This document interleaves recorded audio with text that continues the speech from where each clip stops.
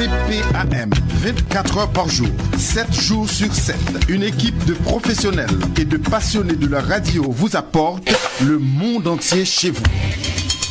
Information, éducation, récréation, CJWI plus près de vous. Depuis Montréal, radiounion.com, la voix des communautés culturelles au Québec. CPAM. Maison AM.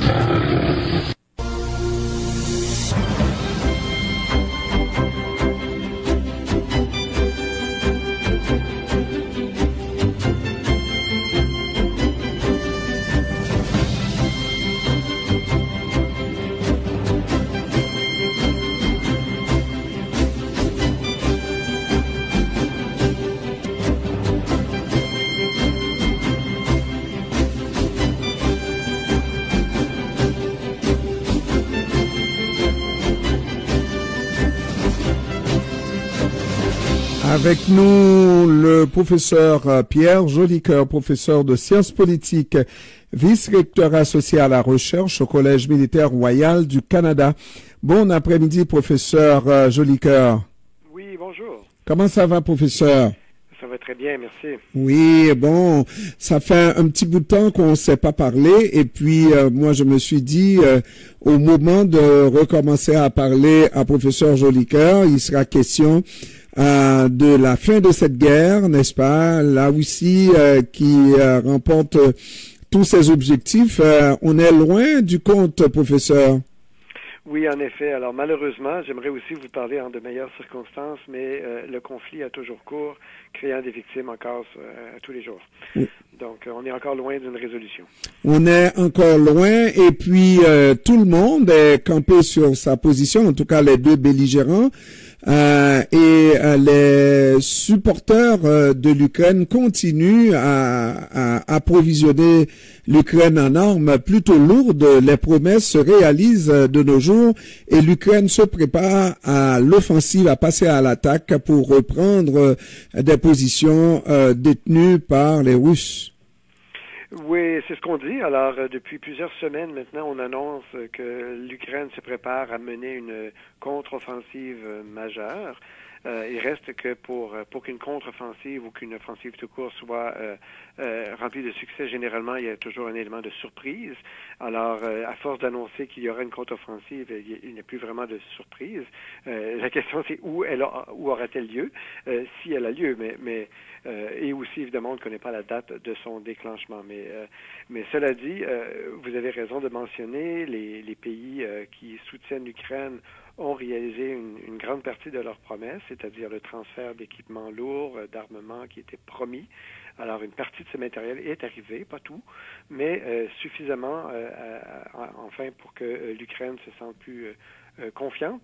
Et avec cet équipement vient aussi des entraînements. Donc, beaucoup du personnel, des soldats ukrainiens ont été au Royaume-Uni, ont été aux États-Unis ou ailleurs, en Pologne, pour des formations sur de l'équipement spécialisé. Et ils ne sont pas encore complètement prêts. Une partie du personnel est prêt, mais tout s'aligne pour que l'Ukraine soit en meilleure posture pour soit mieux se défendre ou mener des contre-offensives et reprendre une partie du territoire perdu. Enfin, Et là, lorsqu'on voit le récit de ces gens dans les tranchées qui utilisent les moyens du bord pour se défendre et qui réussissent effectivement à garder en tout cas une bonne partie du Bakhmut qu'on annonçait tomber depuis belle lurette, il y a fort à parier qu'ils seront en mesure de faire bien mieux au moment où ils passeront à cette contre-offensive avec les armes les plus sophistiquées ou à peu près, n'est-ce pas?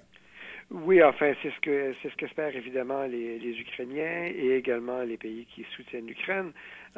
Cela dit, il faut voir aussi que défendre le territoire est une chose, en conquérir un en est une autre. Et pour l'instant, l'Ukraine était dans une position défensive. Elle a certainement réussi à retenir les forces russes, surtout pendant l'hiver, où il y a eu peu de progrès depuis des mois, depuis l'automne, donc très peu de progrès. On a vu quelques petites avancées du côté des Russes, mais plutôt symbolique dans le Donbass et à proximité de Bakhmut, comme vous avez dit, les Ukrainiens réussissent à tenir le fort. Ils en ont perdu une partie quand même de ce fort, mais ils réussissent à le maintenir, à maintenir une présence dans la localité.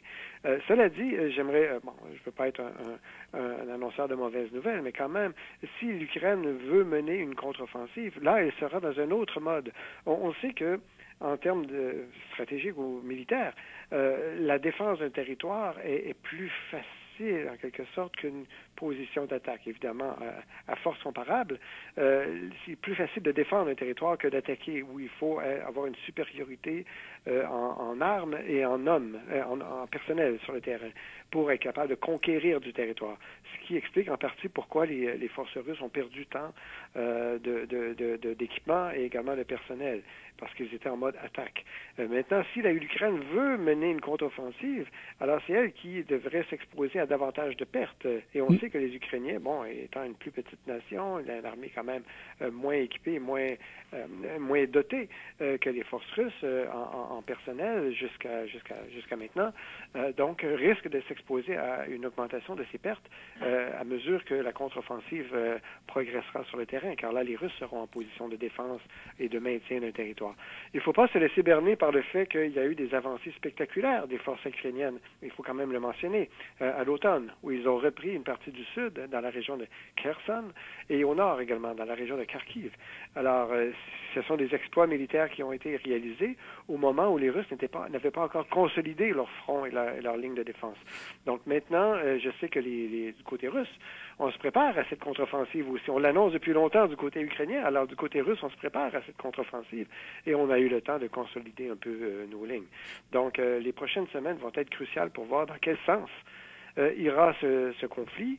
Est-ce que les Ukrainiens vont être capables de prendre par surprise les Russes par une attaque à des endroits qui sont inattendus, ou est-ce que les stratèges russes peuvent estimer où les forces ukrainiennes tenteront de mener la contre-offensive et se préparent adéquatement?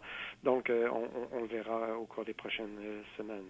Professeur, on a toujours parlé de cette unicité, de cette belle discipline observée dans le camp des supporters, je parle des pays occidentaux, de l'Ukraine, mais récemment, et on n'en a pas parlé, ça fait un petit bout quand même, il y a eu une note discordante et je n'ai pas trop compris la sortie du président français parlant des États-Unis. On ne veut pas, il parlait au nom de la France, il parlait même au nom de l'Europe, qu'on soit des suiveux, n'est-ce pas, alors qu'on peut jouer un rôle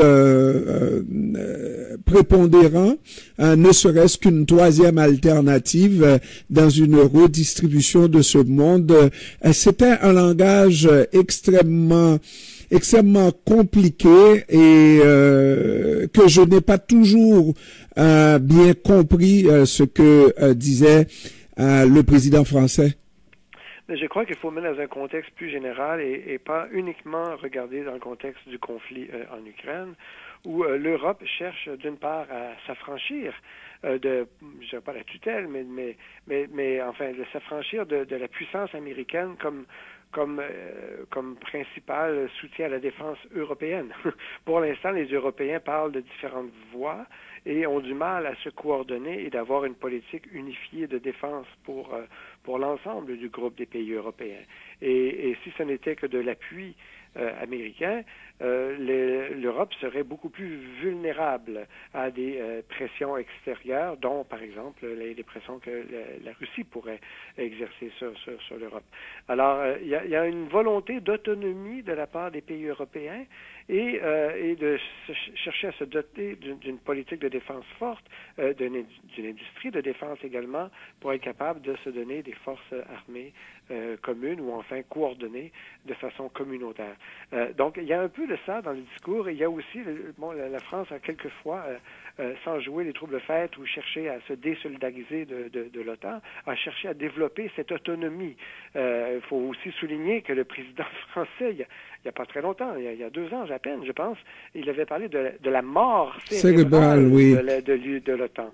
Alors, c'est ça, il y a un discours très fort qui s'est avéré finalement je dirais pas une fausseté, mais le conflit en Ukraine a relancé, l'OTAN a redonné je dirais pas une raison d'être, mais un peu, oui, une cohérence et une solidarité à l'OTAN qu'on pensait un peu perdue, et non seulement une solidarité, mais en plus, l'OTAN est plus forte qu'avant. Il y a de nouveaux membres qui adhèrent, on augmente un peu les dépenses militaires. C'est une organisation qui, finalement, a su montrer au cours de la dernière année et demie qu'elle a tout à fait sa pertinence et est très efficace. Mais donc, ce discours est venu au moment où la Russie, au moment où la Chine parle d'un changement de garde, d'une révolution, d'une nouvelle géopolitique, n'est-ce pas? Et que Macron aille dans ce sens-là, est-ce que ce n'est pas trahir l'Occident? On pourrait le voir ainsi, certainement, et ça a été interprété par certains ainsi. Cela dit, moi, je le considère plutôt dans le contexte où il veut donner une autonomie disons, davantage d'autonomie à l'Europe. Et il faut voir aussi qu'il n'a pas entièrement tort sur le fait qu'on assiste un peu à une réorganisation du monde. Si on pensait que la Russie était complètement isolée dans ce conflit en Ukraine et que nous, évidemment, on a accès beaucoup aux nouvelles occidentales et on voit une espèce d'uniformité ou de soutien assez général à l'Ukraine, c'est loin d'être le cas ailleurs dans le monde. On voit que la Russie bénéficie encore d'un certain soutien de certains pays, certains certains puissants comme la Chine.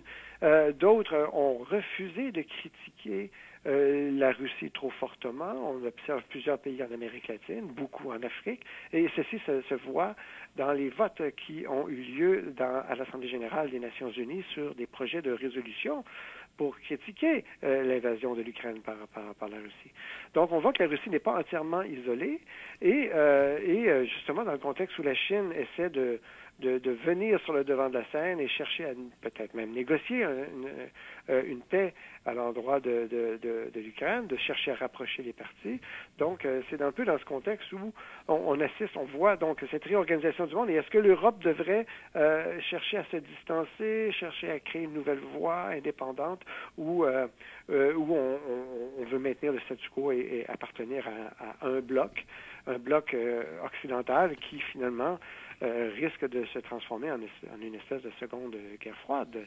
S'il y avait un bloc Chine-Russie qui prend du galon et qui éventuellement cherche à agglutiner autour d'eux d'autres puissances régionales comme le Brésil potentiellement, l'Afrique du Sud. On a vu qu'il y a des liens à travers les BRICS, ce qu'on appelle des pays en émergence rapide, à développement économique très rapide, et qui se solidarisent entre eux. Alors, est-ce qu'on cherche à créer une alternative au bloc occidental dans le monde? Alors, c'est un peu dans ce contexte géopolitique plutôt international que se déroulent ces événements. Mais on s'éloigne un peu du sujet de l'Ukraine, ce faisant. Et la France tient ce discours qui a donc des impacts sur les deux volets. Mais est-ce que la Chine a livré la marchandise au moment où on se parle, en gardant le même discours, en se proposant pour être de plus en plus l'intermédiaire entre les deux belligérants et sans parti pris? Est-ce qu'on croit que Xi Jinping est véritablement sincère, puisque Volodymyr Zelensky compte sur le président chinois pour aider à faire la paix dans cette guerre? Oui, alors, il y a plusieurs éléments qu'il faut mentionner. Il faut dire que si Volodymyr Zelensky interpelle la Chine, c'est surtout parce que la Chine est vue comme le principal allié de la Russie. enfin, sans avoir participé au conflit, sans soutenir ouvertement le conflit, il y a une certaine tolérance qui est observée de la part de la Russie, de la Chine, excusez-moi, pour éviter de critiquer trop ouvertement la Russie. On craint même que la Chine pourrait fournir des armes à la Russie, ce qui n'est pas prouvé. Pour l'instant, il n'y a aucun signe comme quoi ça s'est produit, mais si c'était le cas, ça pourrait changer de façon radicale la dynamique dans le conflit en Ukraine. Donc, il y a cette volonté de la part de Volodymyr Zelensky de faire pression sur la Chine pour qu'elle fasse pression sur la Russie, d'autant plus que la Chine réitère.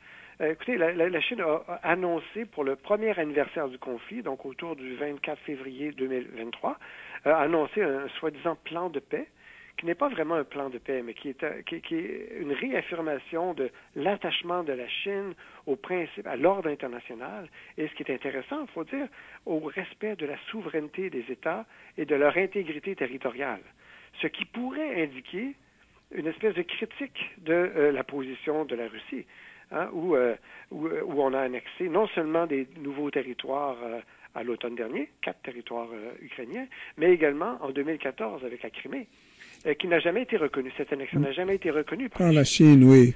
Donc la Chine réitère cette affirmation dans un soi-disant plan de paix.